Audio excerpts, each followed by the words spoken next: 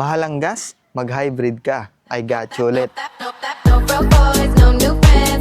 This is the 2025 Suzuki Ertiga Hybrid GLX with only 19,000 kilometers pa lang yung tinatakbo, parang brand new pa to. Umpisa natin sa engine. Under the hood, meron kang 1.5 liter, 4-cylinder, naturally aspirated, automatic transmission, paired up with 3 horsepower electric motor, kaya sobrang tipid neto sa gasolina, ranging 17 to 18 km per liter sa mixed driving conditions, kaya sobrang perfect neto sa panahon natin. At sa exterior, meron kang fresh original paint, auto-retractable side mirrors, may turn signals dito, 15 inches, 2-toned alloy wheels, makakapalang tires. At dito naman sa harap, projector headlamps, fog lamps, chrome accent sa grille, at naka-green plate na to, kaya exempted to sa number coding. At sa pinakalikod, LED taillight, may rear sensor, rear camera, at sa trunk, maluwag ang trunk space, plus foldable pa yung third row seat.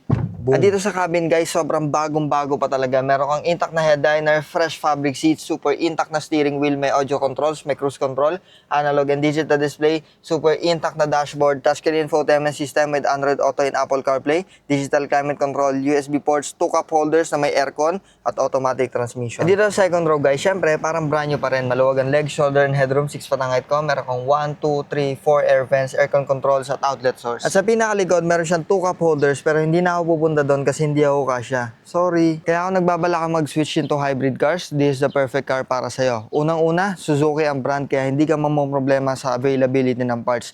Plus, basic to maintain lang to. At napakatipid nito sa gasolina, perfect na perfect sa pagtaas ngayon ng gasolina. For only 885,000 pesos lang. Napakamura nun, parang brand new pa yung condition nito. Kaya, reserve mo na to. Peace out.